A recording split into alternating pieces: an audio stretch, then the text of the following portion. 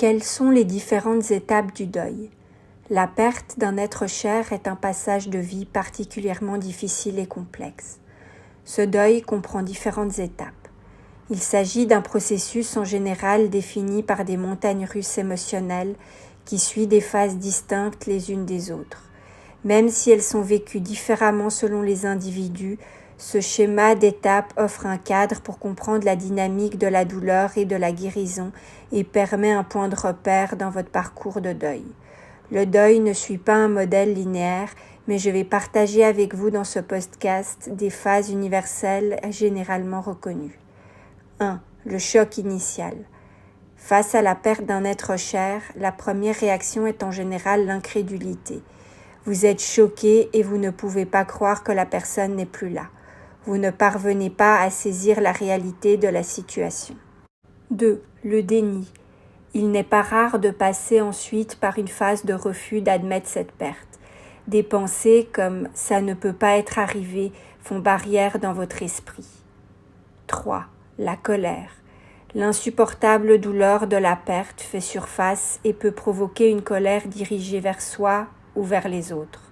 Vous pouvez même en vouloir à la personne décédée de n'être plus là. Cette intense émotion est parfois très troublante et déroutante, mais c'est néanmoins une étape normale dans le processus de deuil. 4. La négociation. Cette étape n'est pas universelle, mais certaines personnes espèrent malgré elles inverser la perte en développant des pensées telles que « si j'avais fait ceci différemment ». 5. Une profonde tristesse. Cette étape incontournable du deuil finit tôt ou tard par surgir.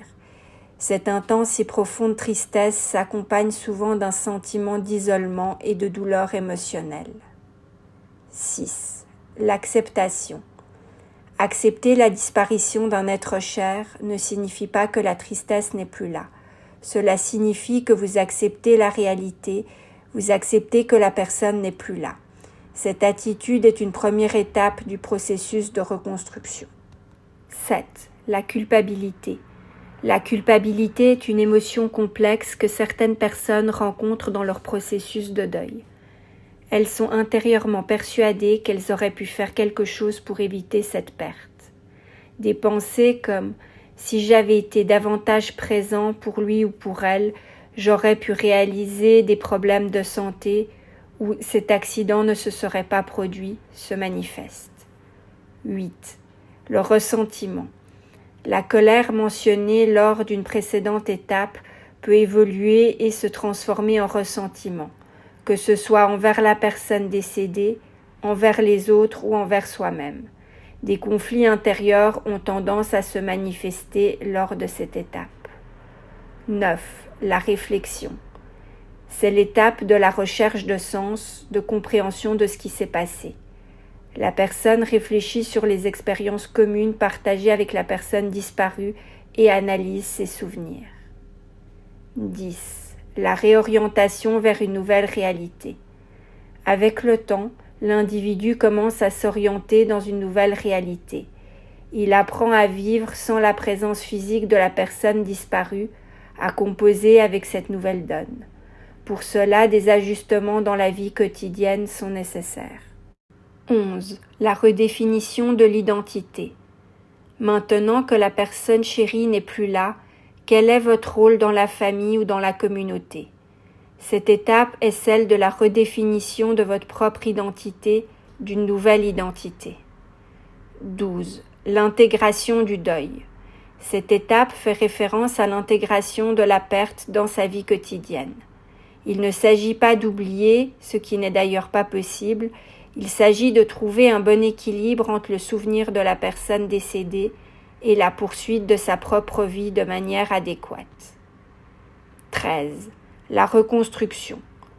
Pour faire suite au point 12, au fur et à mesure que le deuil est intégré dans le quotidien, il ouvre la porte au processus de reconstruction de vie. Petit à petit, de nouvelles perspectives font face. 14. Le souvenir et la commémoration. Le maintien du souvenir de la personne décédée est une partie importante du deuil. Selon les personnes, elles feront des commémorations, elles mettront en place des rituels ou feront des projets pour honorer la mémoire de l'être cher disparu. 15. L'ouverture à de nouvelles connexions. Avec le temps, à un moment donné, la personne touchée par le deuil se sentira prête à réouvrir son cœur à de nouvelles relations et à de nouvelles expériences. Cette personne aura finalement passé le cap d'un retour à la vie, même si le défunt continuera à occuper une place spéciale dans son cœur. Rappelez-vous cependant que le deuil est un processus individuel à chacun. Chacun vivra ses différentes étapes à son propre rythme. Ces phases peuvent également se chevaucher et varier en intensité selon la personne. Certaines personnes pourront aussi vivre ces phases différemment. Ne vous jugez donc pas, ne jugez donc pas autrui, car il n'y a pas de bonne ou de mauvaise façon de vivre son deuil. Chacun fait comme il peut au final. Comprendre les différentes étapes présentées donne néanmoins un cadre pour gérer les diverses émotions qui accompagnent la perte. En conclusion, les différentes étapes du deuil sont un processus émotionnel complexe, influencé par la nature individuelle de l'individu et par sa relation avec la personne décédée. Il est essentiel de respecter le rythme naturel de ce processus et de s'entourer de soutien familial, amical ou professionnel pour pouvoir progressivement se reconstruire et retrouver un équilibre. Soyez bienveillant envers vous-même et acceptez vos émotions quelles qu'elles soient. N'oubliez pas de vous abonner à ma chaîne pour être prévenu de lorsque je posterai mes prochains podcasts. De nombreux podcasts sur des thèmes variés de la psychologie vous attendent déjà dans ma playlist YouTube.